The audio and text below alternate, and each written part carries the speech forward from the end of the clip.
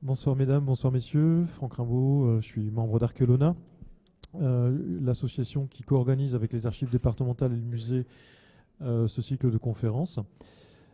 Nous avons eu une petite frayeur d'ordre informatique, mais tout rentre dans l'ordre. Donc on aura bien un PowerPoint, parce que j'imagine que sans PowerPoint, il aurait été un peu, ça aurait manqué un peu de sel, hein, j'imagine. Je laisserai Clément Michon présenter la conférencière de ce soir. On est très content d'accueillir la nouvelle directrice des archives départementales à Saint-Dizier. Vous savez qu'il y a eu une rupture d'à peu près 18 mois, je pense, hein, depuis le départ, un peu plus d'un an depuis le départ d'Alain Morga, qui est parti dans la Loire, si mes souvenirs sont exacts. Et donc, ce soir, pour la première fois, nous aurons l'occasion de vous écouter. Je vais annoncer la prochaine conférence, puisqu'elle a caractère archéologique, hein, donc le 17 novembre, hein, le jour du Beaujolais nouveau. Avant d'ouvrir une bouteille, il faudra peut-être venir ici pour écouter, non, au théâtre d'ailleurs, pour venir écouter Jean-Michel Geneste, hein, qui est un éminent préhistorien français, sur la grotte Chauvet. C'est une conférence qui aura une configuration un peu particulière, hein, sauf ennui technique majeur. On devrait d'abord diffuser un film d'à peu près 25 minutes, qui s'appelle Le Dernier Passage, qu'il a réalisé donc sur la grotte Chauvet. C'est une déambulation dans la grotte Chauvet. Et puis, il prendra la parole ensuite pour présenter ses travaux. Il a été directeur scientifique de la grotte Chauvet durant de très longues années. Vous pourrez aussi le titiller sur Lascaux. Il a été aussi directeur, hein, de recherche sur Lascaux, donc il connaît toutes les grottes ornées françaises et même les espagnoles très très bien. Donc vous avez quelqu'un vraiment c'est pas le seul en France, mais enfin c'est une pointure sur le sujet, donc vous pourrez l'interroger à l'issue de ses présentations. Et puis, quelques jours avant, enfin même un mois avant, on a une autre conférence dont on voudrait vous parler. C'est la raison pour laquelle je vais laisser la parole à Étienne Clément. Donc cette fois-ci, je co-organise, mais au titre de la ville de Saint-Dizier, un autre cycle de conférences qui s'appelle Dans la nature de l'homme, en collaboration avec la Ligue de protection des oiseaux. Dont le président va prendre la parole pour parler de cette conférence et peut-être des conférences à venir. Merci Franck. Oui, alors c'est la deuxième année qu'on organise ce cycle. C'est une conférence tous les 2 mois qui se déroule au théâtre municipal. Et là, on entre sur un cycle à l'intérieur du cycle, puisque sur 3 conférences, on va aborder la question de la crise climatique.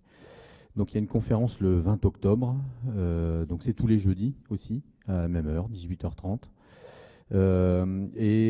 C'est Arnaud Lemestre, qui est géologue et responsable de l'unité géosciences du Palais de la Découverte à Paris, qui tiendra cette conférence. Et on va démarrer par le début, c'est-à-dire qu'il va faire une conférence sur l'histoire climatique de la planète. Il y aura une conférence qui suivra en début le 8 décembre, voilà, avec Alexandre Berger. Alexandre Berger, c'est un chercheur en météorologie et il est également président de l'association Climat 52. Donc lui, il va faire du mondial au local, c'est-à-dire, on dit souvent que nous, on serait peut-être un peu plus préservés que d'autres régions, ce qui n'est pas du tout vrai. Et voilà, il y a déjà des recherches qui sont menées justement en Haute-Marne ou dans le Grand Est pour montrer un petit peu l'impact de cette crise-là. Et puis la dernière, ça sera plutôt sous format table ronde. Donc on est en cours de constitution des intervenants de cette table ronde. Et là, le 2 février. Et là, ça sera sur les impacts sur différents domaines, notamment les énergies, notamment l'agriculture, sans doute sur la santé et sur les solutions possibles. Voilà. Et puis, entre-temps, on aura aussi le 8 décembre le privilège et la joie d'accueillir Marie-Monique Robin. C'est une journaliste qui est très très impliquée dans le domaine de l'environnement. Elle a sorti un film qui s'appelle La fabrique de la pandémie, sur le lien entre virus et destruction de la biodiversité. Et donc, le film sera projeté à Cinéquai et elle sera ensuite présente pour le débat, le 8 décembre. Voilà. Et voilà, elle a fait un film précédemment qui était Le Monde selon Monsanto sur les produits qui sont trop largement déversés en agriculture. Voilà.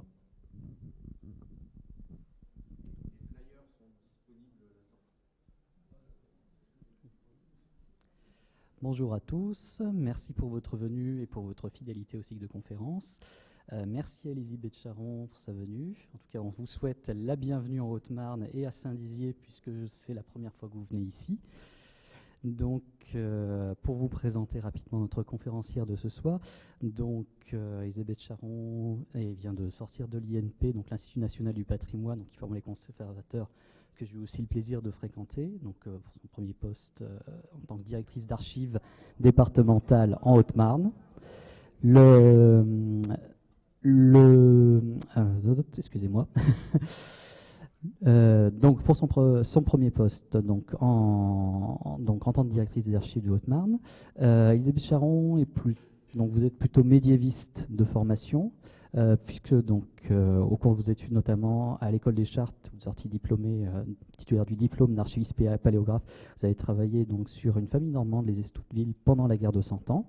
Mais donc là, le travail en archives départementales va vous permettre notamment de brasser tout un large niveau de différence, même si on a comme très beaux fonds médiévaux aux archives départementales de Haute-Marne. Et donc voilà, donc, pour vous présenter en quelques mots. Donc la conférence de ce soir portera sur la prochaine exposition des archives départementales, donc sur le thème de l'eau en Haute-Marne, donc un thème assez large et assez d'actualité, notamment vu la sécheresse de cette année, donc qui traitera des traitements de l'utilisation de l'eau au sein du département de l'Antiquité jusqu'à nos jours. Donc une exposition avec très nombreux prêteurs, dont le musée de Saint-Dizier, où nous avons le plaisir de pouvoir prêter quelques objets et notamment quelques reproductions d'œuvres que vous pourrez voir. Et donc cette exposition commencera en mois de décembre donc aux archives départementales. Donc on a une conférence, une véritable avant-première, mais qui vous donnera d'autant mieux l'envie de découvrir cette exposition lorsqu'elle sera ouverte. Voilà, mais tout de suite, je laisse la parole à notre conférencière. Merci. Ça va comme ça?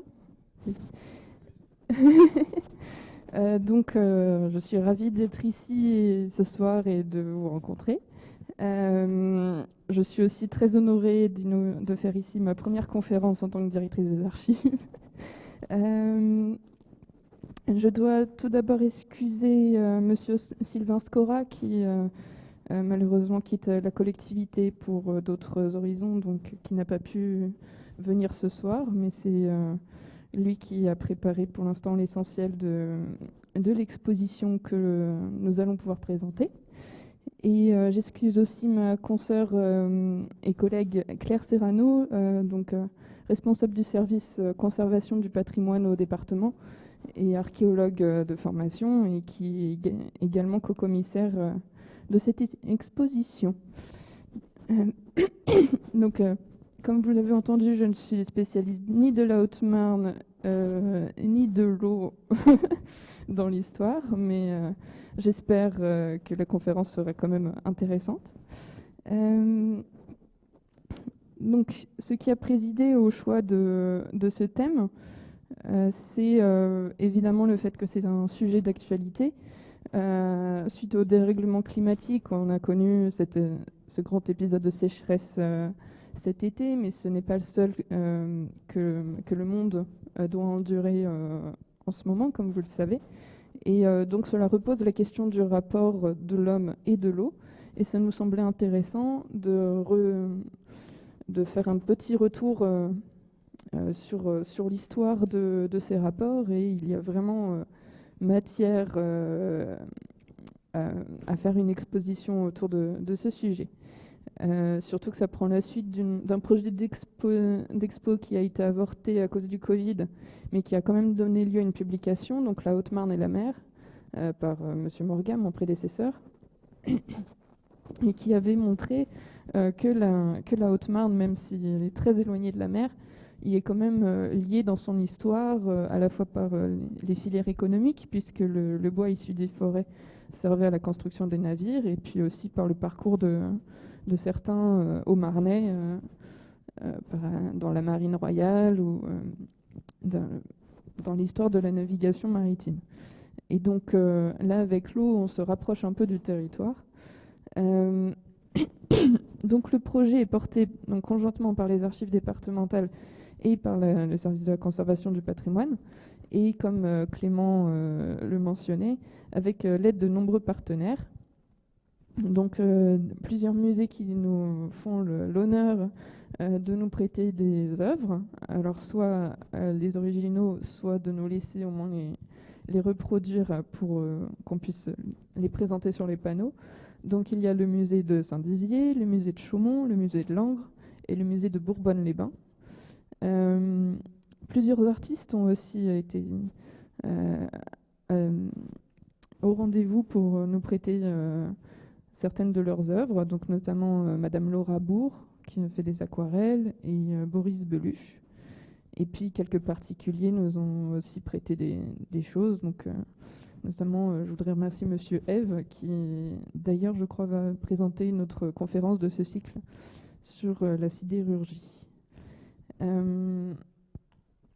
Et évidemment cette exposition amènera aussi un projet de publication, donc un catalogue, qui devrait paraître fin mars 2023.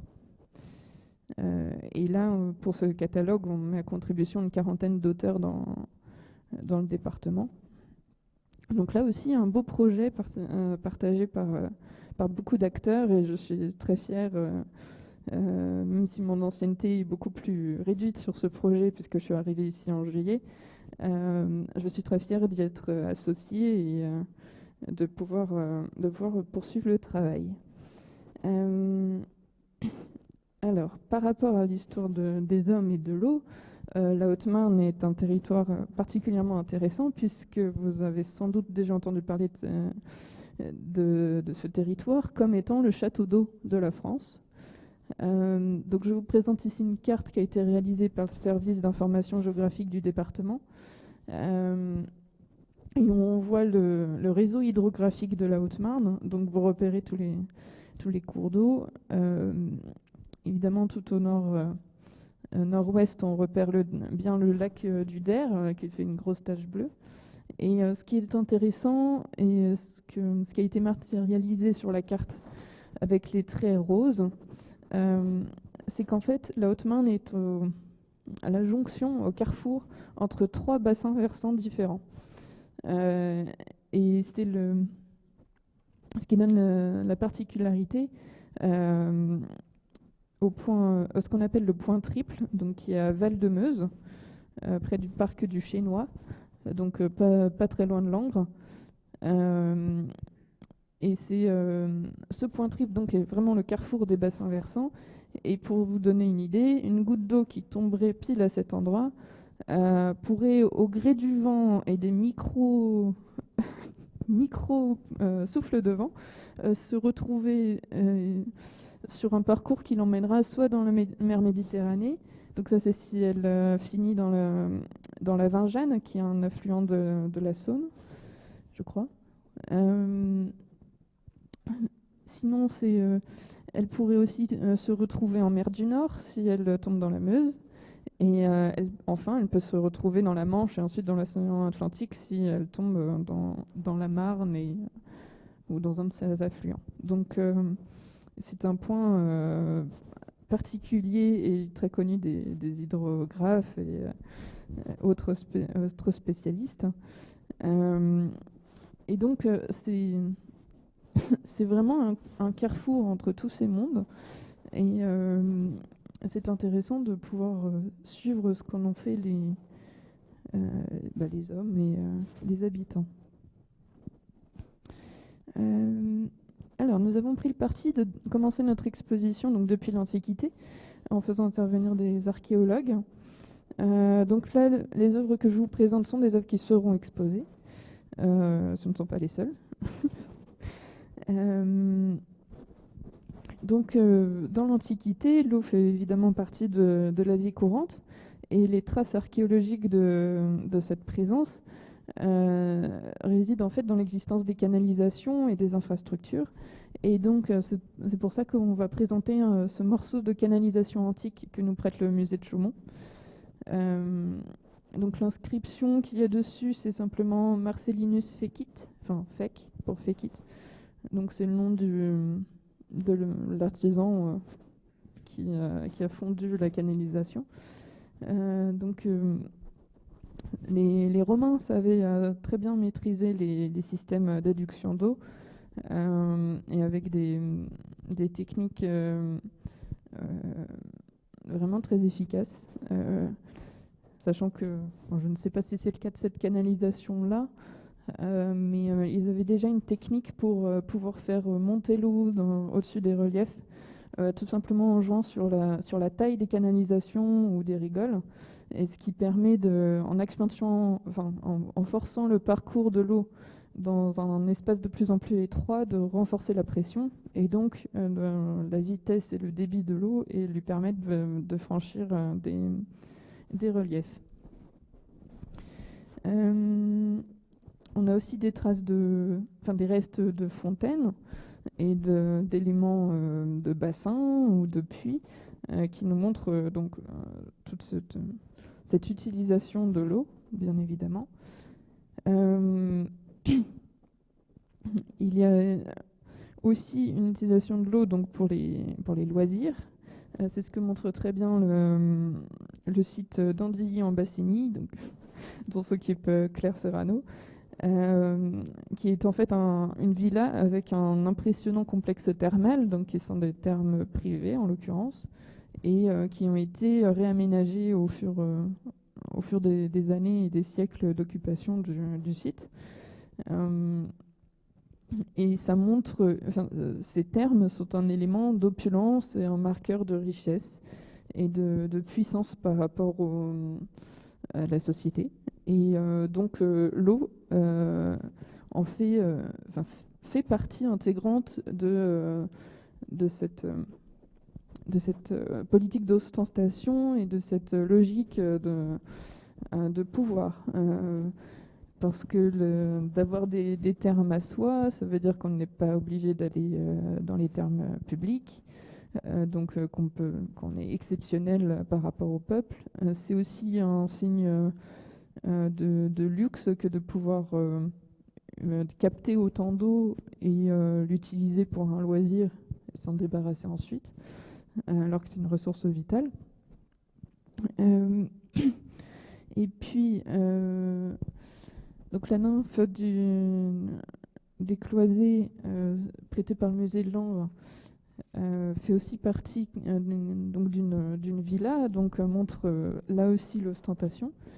Et le troisième objet, c'est une tablette, une stèle même, elle est assez grande, qui comporte un ex-voto à la déesse Matrona. Donc là, je ne connais pas assez la mythologie pour savoir vous dire quel était... les attributs de cette déesse, mais en tout cas, toujours est-il que c'est elle qui a donné son nom à la Marne.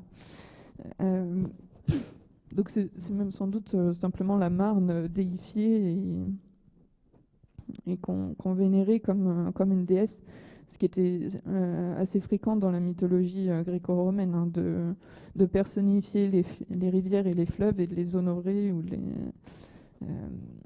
de leur vouer un culte. Et cet ex-voto a été trouvé à Bellem-sur-Marne et a été découverte en 1831 et donc tout près de la source de la Marne. Et on pense qu'elle faisait partie d'un sanctuaire et qu'elle a été trouvée quand même assez proche de l'emplacement de ce sanctuaire d'origine, même si on n'a pas retrouvé trace de l'implantation du sanctuaire lui-même. Donc effectivement, l'eau pouvait aussi avoir un rôle dans la religion, et ça a été montré pour d'autres sites archéologiques aussi. Par exemple, pour un site dans la forêt du Corgebin et pour un autre site autour de Langres, où là, vraiment, les archéologues ont pu trouver de façon sûre et certaine des traces de cultes et de sanctuaires liés spécifiquement à l'eau. Mais il faut quand même se méfier d'autres découvertes. On a pu trouver des installations, des canalisations et quelque chose en lien avec l'eau près d'un sanctuaire religieux. Mais parfois le lien est juste fortuit. Et ça ne voulait pas dire que le sanctuaire était là pour honorer un dieu en rapport, ou une déesse en rapport avec l'eau, mais ça pouvait être tout simplement un sanctuaire qui était implanté à côté d'un complexe thermal ou de n'importe quelle autre habitation qui avait des besoins en eau.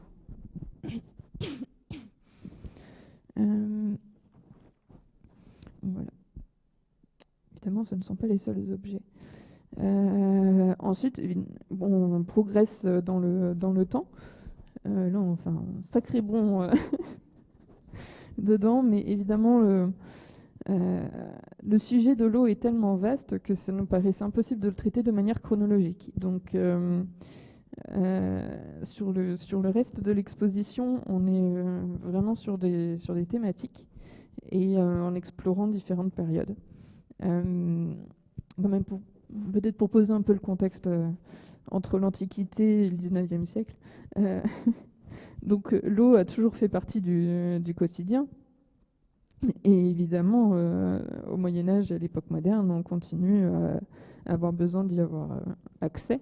Et la question de l'accès à l'eau, justement, est une question centrale pour la vie des habitants.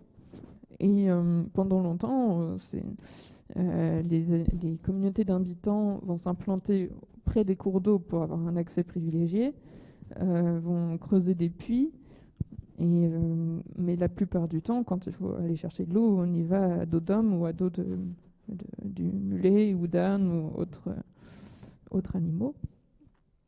Et justement, au XIXe siècle, avec le développement des politiques publiques en faveur de l'hygiène, on commence à vouloir avoir les communautés commencent à s'organiser pour proposer un accès à l'eau vraiment plus facile aux habitants et de façon collective. Évidemment, l'adduction d'eau vers des maisons privées est encore un luxe.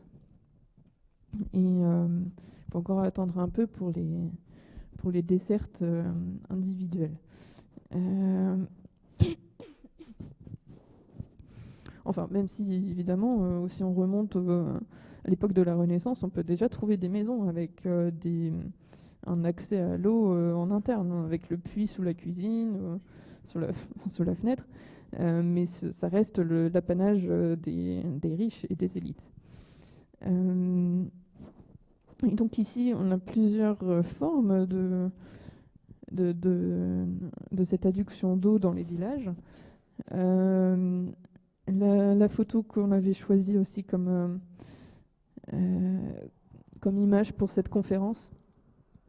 Donc on voit des enfants qui jouent avec une fontaine. Donc c'est une photo qui a été prise lors d'une inauguration du système d'adduction d'eau à Serqueux dans les années 1950. Et juste à côté, on a les plans d'un lavoir, donc qui lui remonte un peu plus dans le temps, puisqu'il date de 1862. Et on en a des foultitudes des plans de lavoir comme ça. Celui-là, donc Vouécourt, est peut-être un des plus jolis. Et c'est tout simplement que c'est au XIXe siècle où les communes ont commencé à s'équiper de lavoirs. Elles y étaient encouragées par l'État, puisqu'une loi de février 1851 accordait une subvention à hauteur de 30% aux communes pour la réalisation de ces bâtiments. Donc l'idée, c'était d'avoir un endroit couvert, pour permettre aux femmes en général, les hommes ne faisaient pas la lessive à cette époque-là, donc aux femmes d'aller laver le linge. Et c'est bien connu maintenant que c'est lavoir était un haut lieu de sociabilité féminine, et d'où l'expression d'ailleurs laver son linge sale en public. Et donc les lavoirs vont faire partie de la vie quotidienne des habitants pendant à peu près un siècle, puisqu'ils ne vont tomber en désuétude qu'à partir justement des années 1950, quand les foyers vont commencer à s'équiper de machines à laver et de lave-linge. Mais l'installation des lave-linges permise justement par l'installation de systèmes d'adduction d'eau déjà plus individualisés et pour toutes les habitations. Et évidemment, à côté de ces considérations pour la lessive, il y a aussi un enjeu pour la consommation d'eau des habitants et des passants. Et donc, dans tout ce mouvement hygiéniste, on va aussi promouvoir l'installation de fontaines dans les rues pour permettre aux gens de se désaltérer. Donc là, on a un schéma d'une borne fontaine installée à Faye-Billot en 1833, mais j'ai retrouvé un plan pour une borne fontaine à Chevillon dans les années 1925. Et puis il y a évidemment l'exemple le plus connu qui sont les fontaines Wallace à Paris, financées par un philanthrope anglais, donc Sir Robert Wallace. Et fontaines Wallace qui d'ailleurs ont été réalisées et fondues par les fonderies du Pays d'Hôte, donc en Haute-Marne.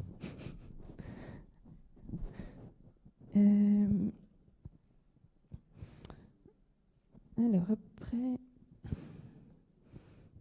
oui, donc l'eau dans le quotidien, c'est aussi l'eau qui sert à produire ce qu'on mange, et donc la nourriture, et donc à irriguer les champs et à abreuver les animaux. Alors pour l'irrigation des champs, j'ai eu beaucoup de mal à trouver une illustration. Sinon, on est tout de suite dans des plans assez obscurs. Enfin, c'est obscur. Il faut les regarder de près. Ça ne rend pas très bien sur un diaporama. Donc des plans de rigole et d'irrigation des champs. Et on a surtout les systèmes... les abreuvoirs ont été plutôt bien représentés dans l'iconographie. Donc là, on a une jolie petite carte postale d'un abreuvoir pour des vaches. Et à côté, j'ai un dessin, on ne voit pas très très bien. C'est un dessin d'une éolienne de pompage, donc ça existe encore. Et c'est vrai qu'on a peut-être plus l'habitude de voir ça dans des films en plein désert en Afrique. Mais il y en avait aussi en Haute-Marne, donc notamment à Dansevoire. Et ces éoliennes permettaient soit de fournir, d'alimenter les systèmes d'irrigation des champs, soit d'alimenter les abreuvoirs pour les bêtes. Donc ça dépendait tout simplement de leur importance et de leur taille. Et évidemment, la ressource en eau pour les agriculteurs était savamment répartie, et ça fait partie en général des points que regardent les agriculteurs avec une grande attention. Et après l'eau qui sert dans le quotidien, on a aussi l'eau comme source d'énergie pour l'industrie. Alors la première industrie à laquelle on pense, ça peut être celle des moulins à blé. Donc je vous ai mis la photo d'un plan qui sera présenté, d'un plan à Velle. C'est l'an 12, donc c'est période post-révolutionnaire. Et on voit assez bien le cours d'eau en bleu qui passe dans les champs, enfin le cours d'eau, plus exactement le canal qui a été fait pour le moulin, donc ça s'appelle un bief. Le cours d'eau naturel, lui, est un peu plus au nord. Et on voit la retenue d'eau devant le moulin, qui est le gros bâtiment, gros carré rouge. qu'on voit un peu à droite de l'image. Donc, les moulins à blé hydrauliques ont été les premiers moulins connus et construits dans l'histoire, bien avant les moulins à vent. Et ils ont toujours été plus nombreux. On a retrouvé des traces de moulins à eau déjà dans l'Antiquité et puis beaucoup sous les Carolingiens. Le premier moulin à vent, lui, est documenté pour le XIIe siècle. Donc c'est pas tout à fait la même technologie. Et la technique du moulin à eau a été utilisée pour moudre d'autres choses que du blé, évidemment, assez vite. Donc on l'a utilisé aussi dans le cadre de la papeterie, pour la fabrication du papier, notamment à partir des chiffons, et puis ensuite à partir de la pâte de bois. Enfin, justement, à partir du bois qu'on devait moudre pour en faire une pâte. Et puis dans la région, la grande industrie significative, c'est l'industrie métallurgique et sidérurgique. Et donc là aussi, beaucoup de moulins sont impliqués dans l'histoire. Cela commence avec les cisterciens au XIIe siècle, qui vraiment perfectionnent le système des moulins avec les engrenages, les arbres à cames, etc., pour actionner différentes parties des forges. Donc là, je vous ai mis un dessin de l'encyclopédie. On voit un schéma d'une forge avec la roue en dessous qui actionne le soufflet de forge, donc pour attiser le feu. Mais on utilisait aussi des moulins pour nettoyer le minerai avant de l'exploiter. Donc ça s'appelait un bocard. On avait aussi des moulins pour... le bocard, pardon, c'était pour réduire les grosses roches en petits morceaux. Et le moulin pour le nettoyer et l'enlever la terre, c'était le patouillet. Mes connaissances sur la matière sont assez récentes, donc mais c'est l'avantage de l'exposition, on apprend plein de choses. Oui,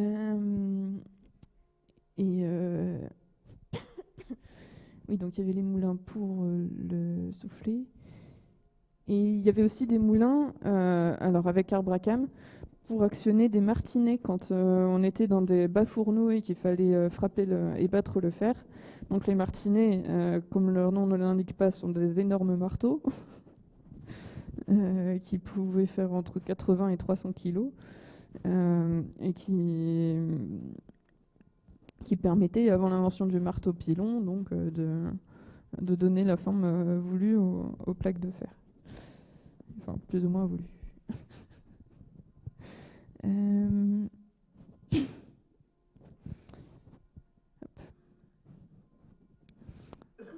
Évidemment, l'eau sert aussi de voie de transport, puisque c'est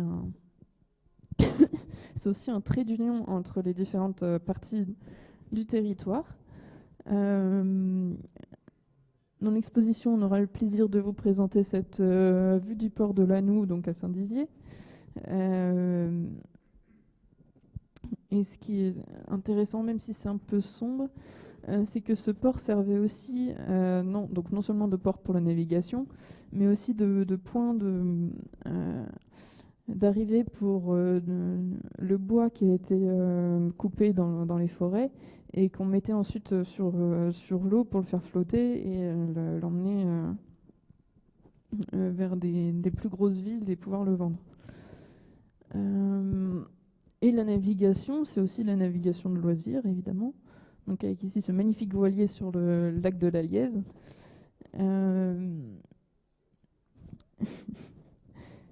Bon, même si là on est sur un cours d'eau moins naturel, forcément. Et même plus sur un cours d'eau, puisqu'il s'agit d'un lac réservoir. Mais en tout cas, cet aspect de navigation et de commerce est très important. L'eau, c'est une route qui avance toute seule et qui avance quand même assez vite par rapport aux moyens de transport terrestre qui sont toujours cahotants, voire chaotiques sur des routes qu'on arrive seulement avec grand-peine à entretenir. Il faut savoir que le réseau routier ne devient vraiment efficace et performant qu'au XVIIIe siècle, avec les grandes routes.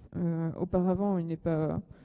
on ne peut pas dire qu'il est inexistant ou qu'il ne convient pas du tout, mais il est quand même sujet à détérioration rapide. Et pour le transport des marchandises, ça peut être un gros inconvénient d'avoir une charrette qui peut perdre de son contenu au fil du parcours. C'est pas très pratique. Donc l'intérêt d'être dans un territoire avec beaucoup de cours d'eau, c'est qu'on peut faire passer beaucoup de choses par voie fluviale et par la navigation, et qu'il ait un moyen de transport beaucoup plus sûr et plus rapide.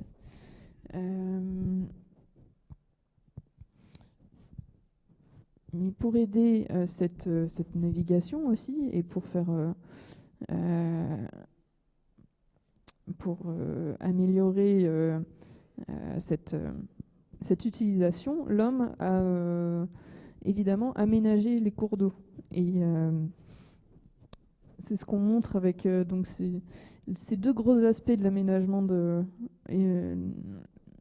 l'aménagement des cours d'eau justement en Haute-Marne, avec la création de canaux. Donc j'aime bien cette photo assez impressionnante du tunnel de Ballem-sur-Marne. Donc simplement les ingénieurs qui ont construit le canal. Alors c'est le canal entre la Champagne et la Bourgogne. Ils l'ont construit à la fin du 19e siècle, et ils se sont rendus compte en arrivant à Bellem que le relief allait les forcer à faire beaucoup d'écluses et beaucoup d'ascenseurs à bateau presque, d'escaliers.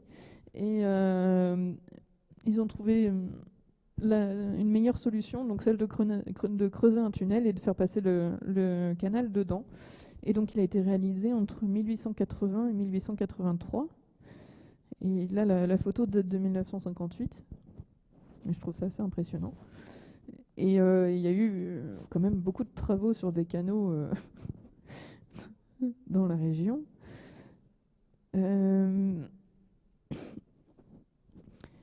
Et donc les canaux servent à améliorer les voies marchandes, les voies de transport, justement en les rendant un peu plus droites, en contrôlant le parcours et puis surtout en contrôlant le niveau d'eau dedans. On est moins impacté par les crues ou les décrues. Et l'autre grand aménagement qui a eu lieu dans la région, bien sûr, ce sont les grands lacs réservoirs, parce que comme on est proche des sources des rivières, on les a utilisés aussi pour contrôler justement les caprices de la nature sur des fleuves beaucoup plus grands, et notamment la Seine. Et donc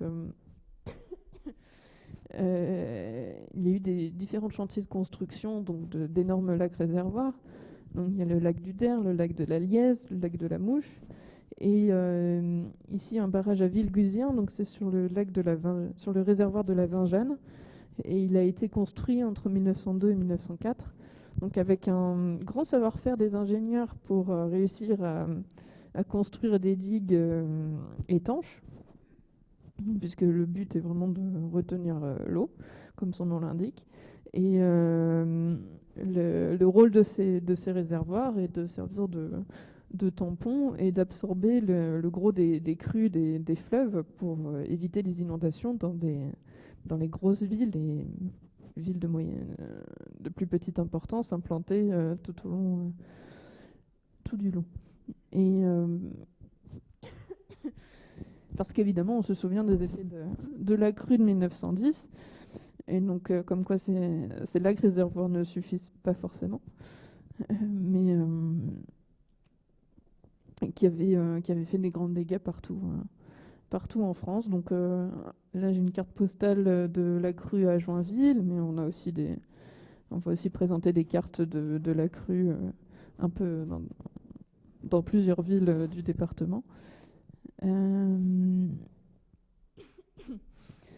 Et c'est vraiment les périodes d'inondation, la domestication des fleuves et des rivières a été un projet particulièrement important. Ce n'est pas un hasard si ça a lieu au XIXe siècle, c'est là aussi le siècle de l'industrialisation, de ces grandes politiques publiques pour améliorer l'hygiène et pour améliorer les conditions de vie des Français, et surtout d'aménagement des voies commerciales. Donc on peut mettre tout à fait en parallèle le développement des canaux et le développement des voies de chemin de fer. C'est le même ministère qui s'en occupait, ça a été fait aussi avec la même philosophie, donc c'est ce qu'on appelle le courant saint-simonien, donc, qui a impliqué beaucoup d'élèves de l'école polytechnique. Et il y a une grande maîtrise derrière ces grands aménagements et qui ont été très profitables. Et sachant que finalement, les canaux et les lacs réservoirs peuvent aussi servir maintenant d'espace de loisirs pour se promener ou pour faire du voilier, comme on l'a vu pour le lac de la Lièze. Bon, il ne faut pas oublier non plus quand même que l'aménagement de ces grands réservoirs a condamné des villages. Si je m'en souvenir est bon, 3 communes sont ensevelies sous le lac du Der. Ça n'a quand même pas été tout à fait anodin.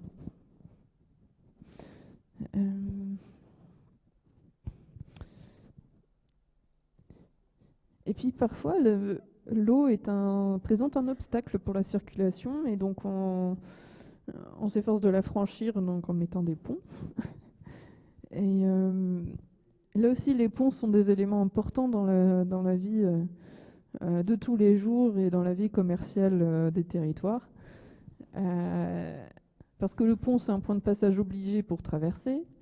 Donc c'est un endroit idéal pour mettre un péage et pour faire payer des droits aux passants. Donc ça, c'est un système qu'ont connu la France médiévale et la France du XVIe au XVIIIe siècle.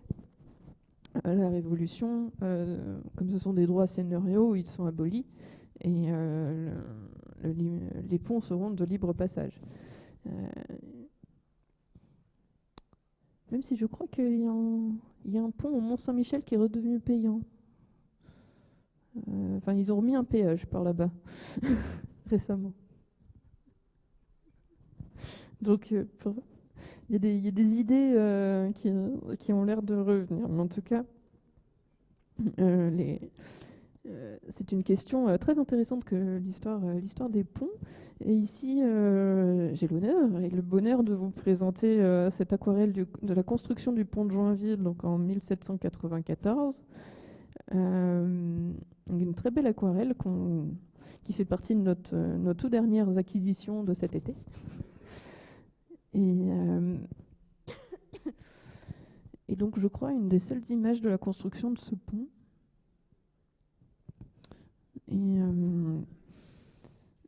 Et à côté, c'est une image tirée de l'Atlas de Truden. Donc, Truden était un intendant des ponts et chaussées, enfin même surintendant. Et donc, un ingénieur et le chef de l'administration, de cette belle administration, et qui, pour le coup, avait été à la manœuvre justement pour l'amélioration du réseau routier. Et, je crois que c'est de cette époque-là que date l'école des ponts et chaussées, donc qui date d'avant la Révolution. Et nous avons ici un schéma du pont de Foulin, donc je trouvais plutôt bien parce qu'on a la vue en coupe au-dessus et la vue de dessus en dessous. Bon, un pont assez classique avec ces grandes piles qui servent à briser le courant pour protéger l'ouvrage. Et là, évidemment, on est à l'époque où on ne met plus de maisons sur les ponts. Mais vous savez que quand il y avait des ponts en ville, depuis le Moyen-Âge, on mettait des habitations. Et d'ailleurs, je crois que c'est bien le cas sur l'aquarelle. Là, on voit On voit des maisons installées dessus déjà. Et non seulement il y avait des maisons sur les ponts, mais en plus, pour profiter de l'édifice, ils installaient des roues à aubes, donc des moulins en dessous. Et le grand avantage, c'était que l'eau était forcément avec un débit plus puissant au passage sous le pont, parce qu'elle était contrainte par les piles, et donc ça donnait encore plus d'énergie au moulin. Bon, évidemment, on pense au pont de Paris quand on pense à ça. Mais au bout d'un moment, on s'est rendu compte que c'était quand même un peu dangereux de mettre des maisons sur les ponts. Ils avaient la mauvaise idée de s'écrouler. Et vous connaissez l'histoire, alors je suis désolée, je sors du territoire, c'est à Paris. Le pont qu'on appelle le pont Neuf, qui est maintenant le plus vieux pont de Paris. En fait, c'est le premier pont de Paris qui a été reconstruit, parce que c'était une reconstruction, sans maison dessus. C'est pour ça qu'il a cette forme un peu particulière, avec des balcons disposés tout le long du pont. C'était pour permettre aux gens de se promener, de s'arrêter, de se montrer sur le pont, etc. Et toutes les sculptures qui ornent le pont, toutes ces têtes grimaçantes de notables de Paris, la légende raconte que les gens avaient accepté de faire des grimaces et s'étaient fait représenter grimaçant parce qu'ils pensaient que le pont allait s'effondrer assez vite comme tous les autres, et que donc leur image ne serait pas figée pour l'éternité. Mais le sort en a décidé autrement, et aujourd'hui c'est le plus vieux pont de Paris. Bon, bref, mais comme quoi c'est bien de faire des ponts en pierre.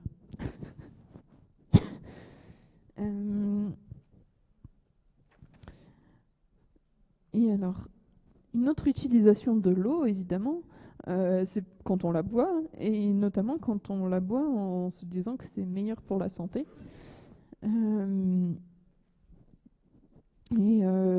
Et parfois ce n'est pas le cas. Parfois l'eau apporte aussi des maladies. Donc là je vous présente une médaille qu'on emprunte au musée de Saint-Dizier. Donc une médaille qui célèbre le docteur Ferrat en 1832 lors de l'épidémie de choléra. Donc effectivement le choléra, comme le typhus, sont des maladies diffusées par l'eau. Et c'est aussi tout l'enjeu d'améliorer l'accès à l'eau aux habitants, parce que ces maladies-là se développent dans l'eau croupie et dénotent des problèmes d'adduction d'eau, tout simplement, et d'eau potable. Une épidémie de choléra du début du 19e siècle a été vraiment un grand traumatisme pour la France, et c'est à partir de là qu'on a vu apparaître pas mal de grandes améliorations dans ces politiques hygiénistes. Et à côté, donc l'eau pour se soigner, donc soit en la buvant, effectivement, c'est ce que je disais tout à l'heure.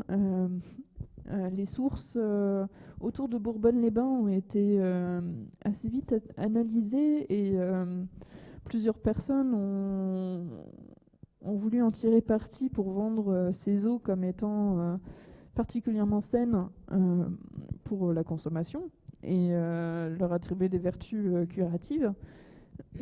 Et donc on en fait toute une activité commerciale. Et c'est le cas à Bourbonne, évidemment. Et sachant qu'à Bourbonne, il y a aussi le complexe thermal à côté. Donc, déjà à l'Antiquité, on a retrouvé des traces de thermes publics à Bourbonne. Et là, au XIXe siècle, le filon est toujours là. Sachant qu'il y a des particularités hydrographiques à cet endroit qui font qu'il y a des sources d'eau chaude, en fait, de l'eau naturellement chaude. Donc, elle s'explique cette implantation. Et j'aimais plutôt bien cette petite carte où on voit la douche un peu énergique dont on pouvait bénéficier dans ces instituts.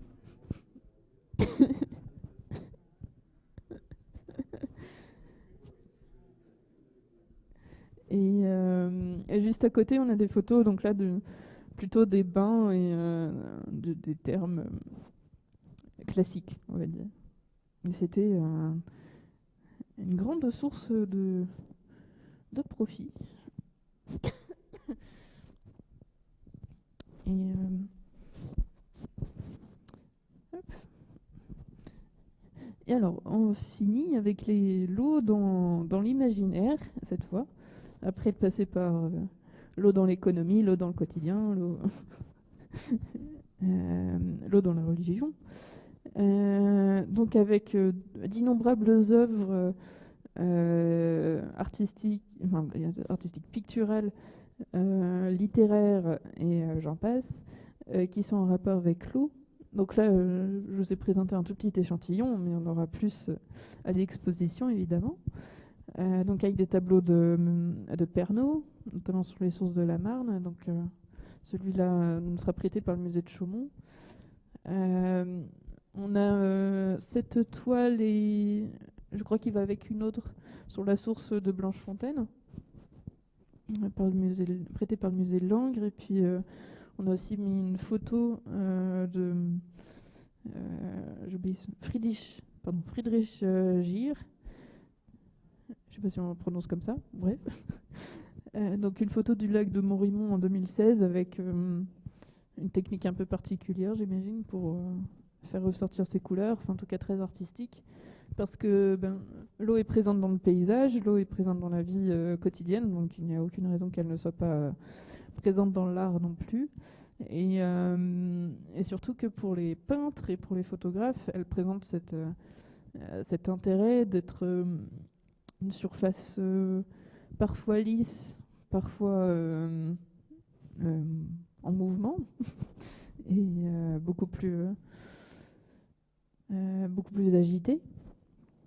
Elle peut permettre donc des effets miroirs, elle permet de jouer sur la lumière et sur les effets. On voit très bien avec l'ondulation de l'eau dans la source. Et ça donne accès à des rêveries et à de l'art qui frôle les mondes imaginaires. Bon, je ne vous ai pas mis d'exemple ici, mais il y a aussi des sculptures qui sont en rapport avec l'eau. Alors, notamment ces figures de Néréide, donc de personnages mythologiques avec des amphores dont l'eau coule pour représenter les sources, par exemple. Et puis, il y a aussi dans la fonderie d'art des objets qui sont en rapport avec l'eau, notamment les œuvres de Guimard, ou même, on en parlait tout à l'heure, des fontaines Wallace, qui étaient effectivement fonctionnelles, mais qui ont été aussi commandées à un artiste pour être des objets beaux, esthétiques, et un peu artistiques. Même si elles restent très classiques, les fontaines Wallace. Et puis là, c'est difficile à illustrer, mais on va aussi parler de la littérature. Et par exemple, avec des œuvres de quelques Haut-Marnais, comme Jean Robinet, donc qui a parcouru la Marne et la Vingeanne, ou encore Jean-Paul Kaufmann, et d'autres. Donc c'est pareil, les auteurs aussi dans la littérature se sont baladés le long des cours d'eau, et c'est un très très beau sujet d'inspiration. Effectivement, ça nous semblait dommage, ça nous aurait semblé dommage de faire l'impasse sur cet aspect. Voilà, merci pour votre attention. Je vous abandonne avec cette photo d'une vache sur un pont qui nous a beaucoup fait rire.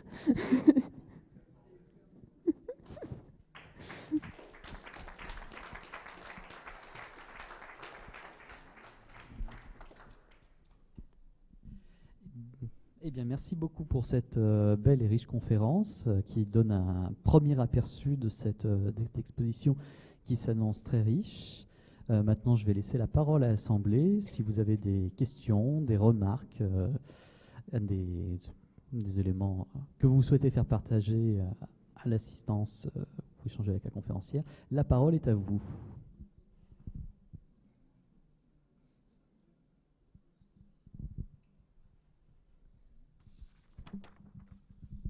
Merci.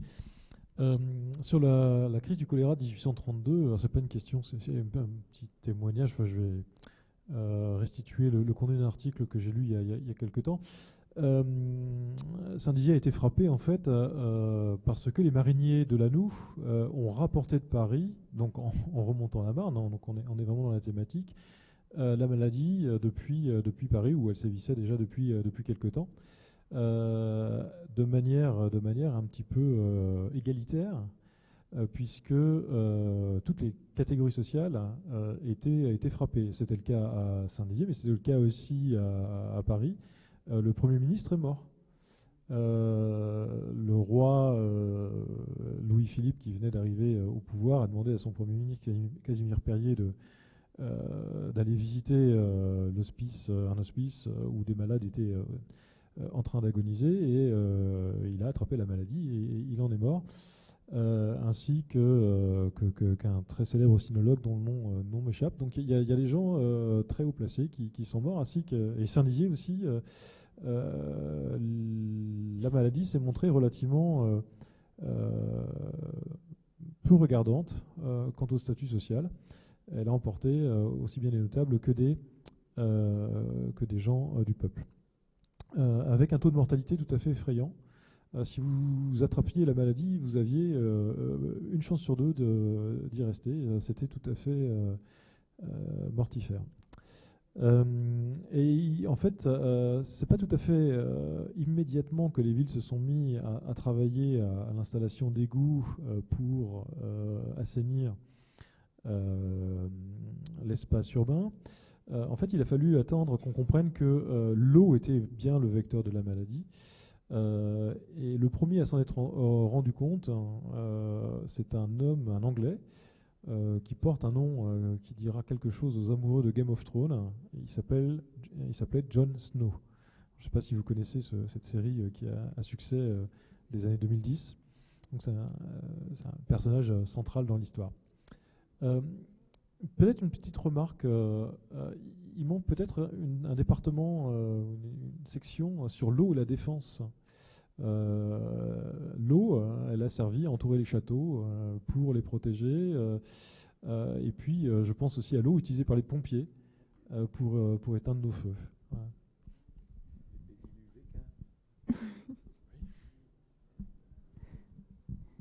Oui, alors effectivement, cette épidémie de choléra était très importante et peu de distinction sociale parce que comme elle passait par l'eau, elle touchait tout le monde, ce qui a été très différent d'épidémies antérieures. C'est vrai que de par mes recherches sur la guerre de 100 ans, j'ai plus travaillé sur la grande peste de la fin du Moyen-Âge que sur cette épidémie de choléra.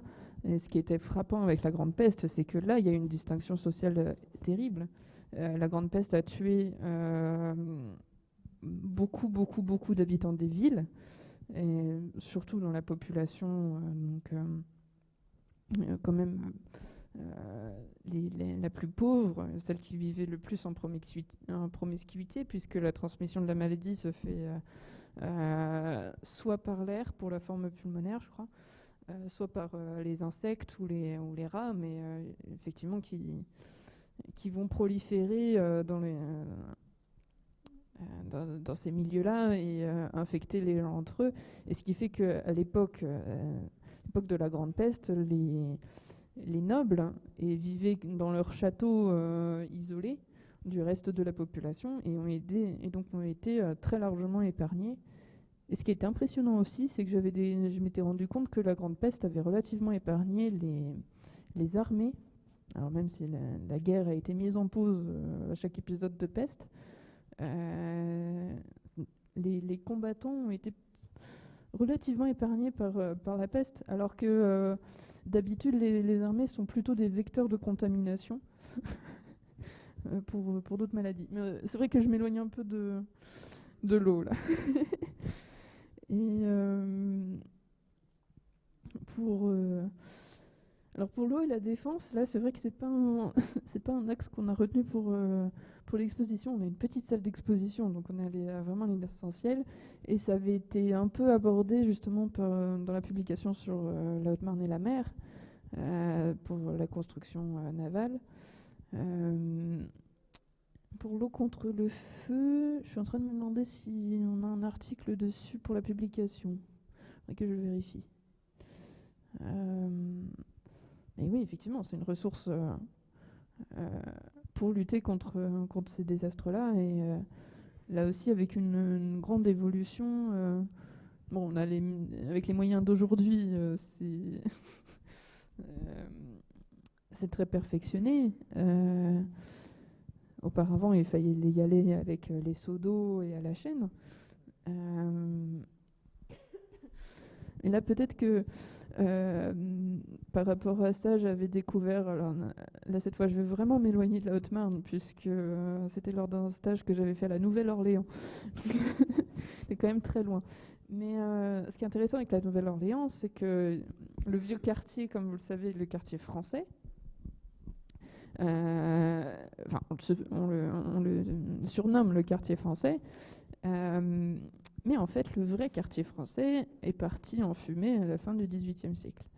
Les 3/4 de la vieille ville ont été détruits par 2 incendies très importants à une dizaine d'années d'intervalle seulement dans les dernières années du XVIIIe siècle. Et à l'époque, Napoléon venait je crois que le premier c'était dans les années 1790 et puis le second devait être début 19e siècle. Et Napoléon a vendu la Louisiane à l'Espagne. Donc le pouvoir en place est devenu le pouvoir espagnol. Et donc un incendie qui ravage tout, la population reconstruit les bâtiments à l'identique, un deuxième incendie, tout repart en fumée. Et là, cette fois, le pouvoir en place, donc espagnol, a dit aux habitants, bon, maintenant, vous allez arrêter.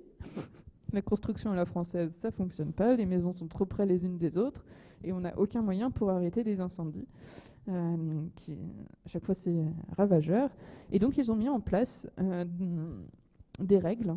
Donc, ils ont forcé les habitants à construire des maisons avec des cours intérieures, à les espacer un peu pour pas que le feu puisse se répandre d'une toiture à l'autre de façon trop rapide ou trop facile.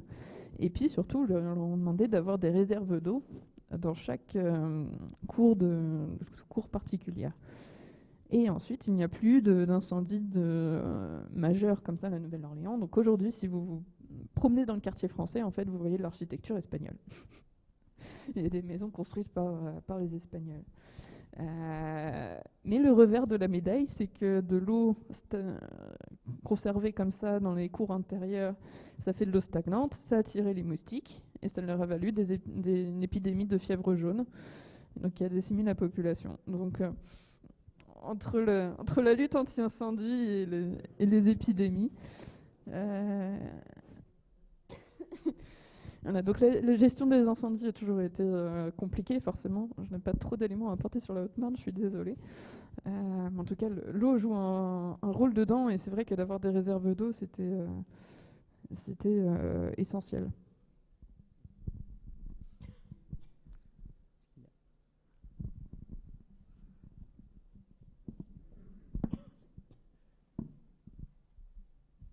Merci Clément. Il me semblait que les 4 réservoirs dits du pays de Langres, à savoir Villegusien, l'Allièze, Charmes et la Mouche, avaient été uniquement construits pour alimenter les canaux et non pas dans un but d'écrêtage de crues. Oui, c'est possible, oui. Oui, merci de me corriger. Effectivement. Et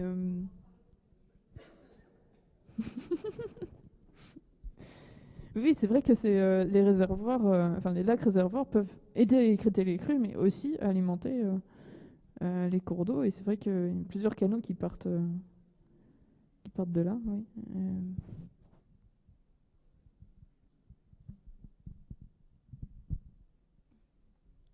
Est-ce qu'il y a d'autres questions?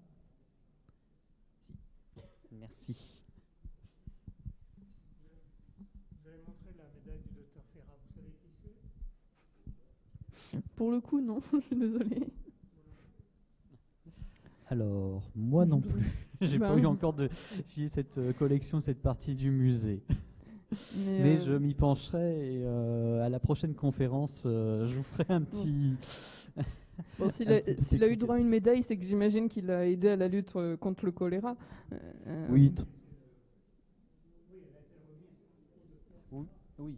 Oui, c'est ça. Ce n'est pas le docteur Ferrat qui a lui-même fondu la médaille. C'est une décoration. Voilà. Et puis pour compléter, on a aussi un autre docteur qui était assez actif dans la promotion de l'eau à des usages thérapeutiques, le docteur Chaussinan, donc au début du XXe siècle, qui a notamment mis en place donc toutes les sources ferrugineuses qu'on trouve à la marina. J'ai retrouvé ma source. Tout à l'heure, je vous disais que j'avais un article en tête et je vous ai un peu narré ce qui s'était passé autour du choléra en 1832 et je me souvenais plus vraiment où est-ce que je l'avais lu, mais maintenant, à force d'y réfléchir, ça m'est revenu. En fait, c'est Pierre-Julien Prieur, journaliste au JHM, qui, de manière très à propos, durant le confinement, a publié un article sur le sujet.